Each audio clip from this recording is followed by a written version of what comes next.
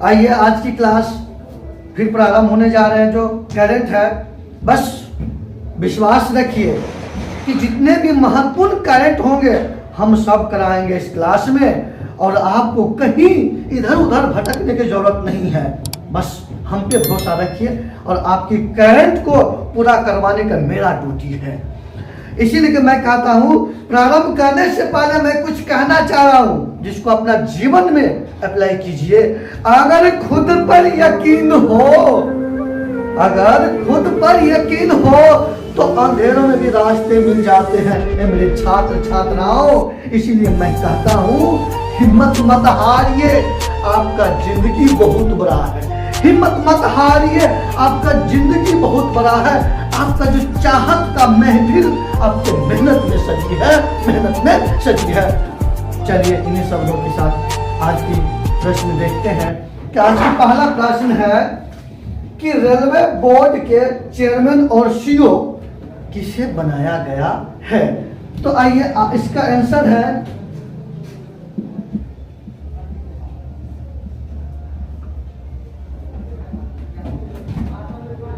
अनिल कुमार लाहोटी। इसे railway board का chairman और सीईओ बनाया गया, वो है अनिल कुमार लाहोटी। आइए, जब मेरे छात्रों जब रेलवे की चर्चा हुआ तो कुछ उस पर स्टैटिस्टिक्स के भी देखते हैं। तो आइए, सबसे पहले भारत में 16 अप्रैल 1853 ईस्वी में रेलवे की प्रारंभ हुए भारत में। आइए, सर्वप्रथम भारत में जो है रेल की शुरुआत हुआ था मुंबई से थाने के बीच में। मुंबई से थाने के बीच, और मात्र ये 34 किलोमीटर पहली बार भारत में रेलवे का परिचालन हुआ था। तो भारत में रेलवे का जनक माना जाता है लॉर्ड डलहौजी को। लॉर्ड डलहौजी को भारत में रेलवे का जनक माना जाता है, क्योंकि उस समय भारत का ये गवर्नर जनरल था और इसी के समय में भारत में रेलवे की परिचालन शुरू हुआ। इसी लेकर के इसे भारत का रेलवे का जनक माना जाता है। जबकि लॉर्ड कर्जन को रेलवे बोर्ड का जनक माना जाता है, क्योंकि रेलवे बोर्ड की स्थापना लॉर्ड कर्जन के समय में हुआ था 1905 ईस्वी में। 1905 ईस्वी में रेलवे बोर्ड की स्थापना हुआ, और इस प्रकार वर्तमान में रेलवे बोर्ड के अध्यक्ष या सीईओ अनिल कुमार लाहोटी बन गया। जबकि वर्तमान में भारत का रेल मंत्री अश्वनी वैष्णव है। रेल मंत्री अश्वनी वैष्णव है, और वर्तमान में भारत में रेलवे बोर्ड की संख्या 18 है। तो रेलवे बोर्ड की संख्या वर्तमान में कितना है? 18 है। जबकि सबसे नया रेलवे बोर्ड का नाम है दक्षिणी रेलवे बोर्ड। दक्षिण रेलवे बोर्ड, और दक्षिण रेलवे बोर्ड का मुख्यालय विशाखापट्टनम है। विशाखापट्टनम है। आइए, विशाखापट्टनम, आइए विशाखापट्टनम, और ये विशाखापट्टनम आंध्र प्रदेश के अंतर्गत है। दूसरा प्रश्न देखते हैं। तो आज का दूसरा प्रश्न है, श्री सेलम मंदिर किस राज्य में स्थित है और ये मंदिर चर्चा में क्यों है, वो जानना है। तो ये मंदिर, इसका आंसर देख लीजिए, आंध्र प्रदेश। आंध्र प्रदेश, यह मंदिर आंध्र प्रदेश में स्थित है, और यह मंदिर अभी इसलिए की चर्चा में है, इस मंदिर के विकास के लिए एक योजना लाया, परियोजना परियोजना लाया और इस परियोजना को लॉन्च किया। इस परियोजना को लॉन्च किया वर्तमान राष्ट्रपति द्रौपदी मुर्मू। द्रौपदी मुर्मू। देखिए श्री सेलम मंदिर को, इस मंदिर को विकास करने के लिए एक परियोजना लॉन्च किया और इस परियोजना को लॉन्च किया है द्रौपदी मुर्मू ने। और ये द्रौपदी मुर्मू ये भारत की वर्तमान राष्ट्रपति है और ये भारत की दूसरी महिला राष्ट्रपति है। ये भारत की दूसरी महिला राष्ट्रपति है। जब आंध्र प्रदेश चर्चा हुआ तो थोड़ी सी आंध्र प्रदेश का विशेष पॉइंट भी देखते हैं। तो आंध्र प्रदेश का राजधानी है अमरावती। अमरावती। और यह आंध्र प्रदेश भाषा के आधार पर गठन, यह भारत का प्रथम राज्य है और इसकी यह राज्य के रूप में गठन हुआ 1953 ईस्वी में। इसे राज्य के रूप में गठन किया गया। और एक बात, और ये आंध्र प्रदेश जो है, ये आंध्र प्रदेश वन रिपोर्ट के अनुसार और वन क्षेत्रफल में सबसे अधिक वृद्धि करने वाला राज्य ये आंध्र प्रदेश बन गया। जब मेरे प्यारे स्टूडेंट, जब मंदिर की चर्चा चल रहा है तो और एक विशेष मंदिर देखते हैं, विरूपाक्ष की मंदिर। विरूपाक्ष की मंदिर ये किस राज्य में स्थित है? और ये विरूपाक्ष की मंदिर जो है ये कर्नाटक में स्थित है। कर्नाटक। और कर्नाटक का एक शहर है जिसका नाम है हम्पी। हम्पी। इस हम्पी में विरूपाक्ष के मंदिर स्थित है। और जानते हैं हम्पी जो है, ये हम्पी विजयनगर साम्राज्य की राजधानी उस समय हुआ करता था। आइए, विजयनगर। ये विजयनगर का अर्थ होता है जीत का शहर। विजयनगर का अर्थ होता है जीत का शहर। जीत का शहर। और विजयनगर को स्थापना किया था हरिहर एवं बुक्का दो भाइयों ने। हरिहर एवं बुक्का ये दोनों भाइयों ने विजयनगर की स्थापना किया था। आज का तीसरा प्रश्न देखते हैं कि आज का तीसरा प्रश्न है, कौन सा देश 46वें अंतरराष्ट्रीय कोलकाता पुस्तक मेला का थीम दिया? उस देश का नाम आइए। Answer Spain. स्पेन ने 46वें अंतरराष्ट्रीय कोलकाता पुस्तक मेला का थीम दिया। तब आइए, जब कोलकाता चर्चा में हुआ है तो इनके थोड़ा से बेसिक पॉइंट भी देखते हैं। अब आइए मेरे प्यारे स्टूडेंट, आइए कोलकाता, इसका संस्थापक माना जाता है, कोलकाता का संस्थापक माना जाता है जॉर्ज 4 आइए संस्थापक कोलकाता का संस्थापक माना जाता है जॉर्ज 4 जॉर्ज 4 को कोलकाता का संस्थापक माना जाता है। और कोलकाता ये 1912 ईस्वी से पहले 1912 ईस्वी से पहले ये भारत की राजधानी था। ये भारत की राजधानी, लेकिन 1912 ईस्वी में भारत की राजधानी कोलकाता से दिल्ली स्थानांतरित किया गया। कहाँ स्थानांतरित किया?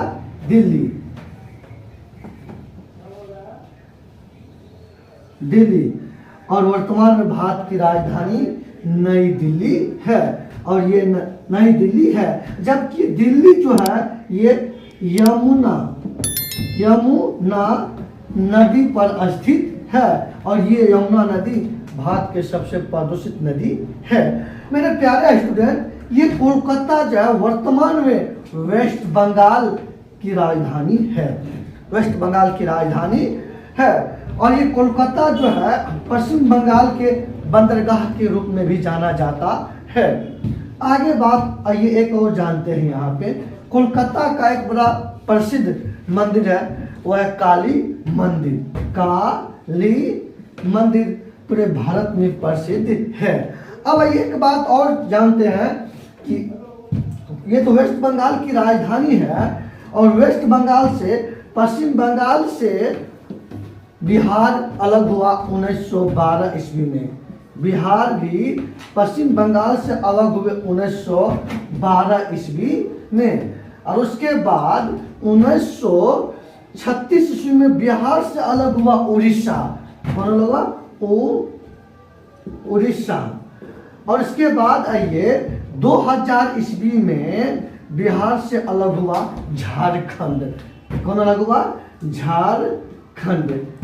चलिए आइए आज का चौथा प्रश्न देखते हैं कि आज का चौथा प्रश्न है, दिल्ली और अहमदाबाद के बीच चलने वाली संपर्क क्रांति एक्सप्रेस ट्रेन का नाम बदलकर क्या रखा गया? प्रश्न ये है। आइए इसका आंसर देखते हैं क्या होगा। अक्षरधाम एक्सप्रेस कर दिया, अक्षरधाम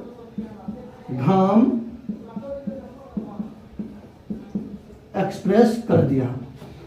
ये नाम बदल के कर दिया अक्षरधाम एक्सप्रेस। तो आइए कुछ और रेलवे में परिवर्तन हुआ है, उस नाम को जानते हैं। जैसे अभी तक मेरे प्यारे स्टूडेंट या सभी आदमी को ये पता चल जाना चाहिए कि अब तक जो पूछताछ जो होता था उनका नाम बदल दिया गया। आइए पूछताछ, इसका नाम बदल करके सहयोग रखा गया है। सहयोग। अब जो है, अब आपको रेलवे काउंटर पे पूछताछ की जगह पे सहयोग मिलेगा, क्योंकि इसका नाम बदल करके सहयोग कर दिया गया। और एक नाम परिवर्तन हुआ है कि देखिए, राष्ट्रपति भवन, राष्ट्रपति भवन और इंडिया गेट,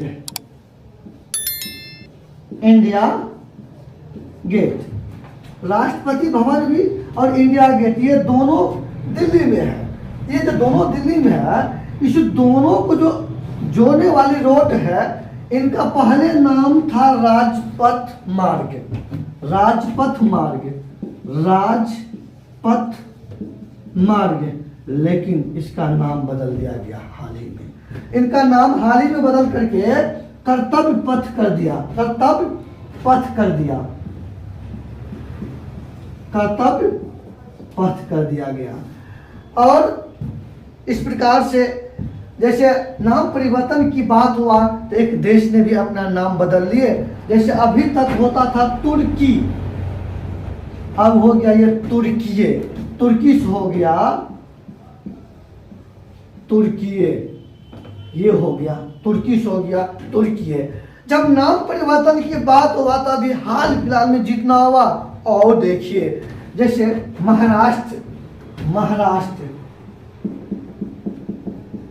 महाराष्ट्र राज्य का एक जिला है जिसका नाम है औरंगाबाद, उसका भी नाम हाल ही में बदल दिया गया है, औरंगाबाद। इसका नाम बदल के कर दिया संभाजी, संभाजी जी। और ये संभाजी शिवाजी के पुत्र है और उन्हीं के नाम पर ये रखा है औरंगाबाद। जब औरंगाबाद की बात आया है तो एक वहां बड़ा फेमस है बीबी का मकबरा।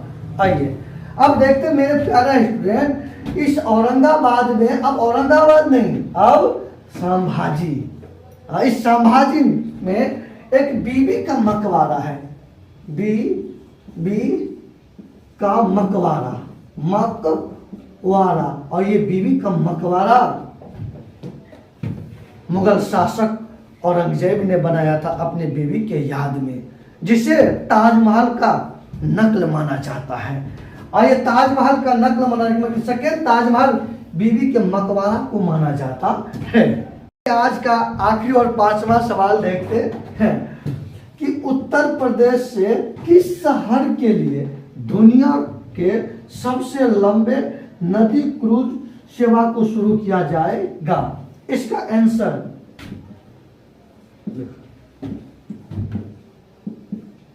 डिब्रूगढ़, और ये डिब्रूगढ़ असम राज्य के अंतर्गत है।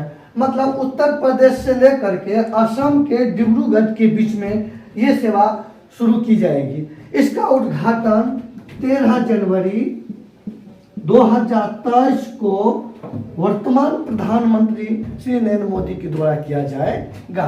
आइए इसका उद्घाटन वर्तमान पीएम नरेंद्र मोदी इसका उद्घाटन करेंगे 13 जनवरी 2023 को। अब आइए ये जो है ये सेवा जो है, ये क्रूज जो है, ये 27 नदी से होकर गुजरेगी। कितना नदी से? 27 नदी से होकर गुजरेगी।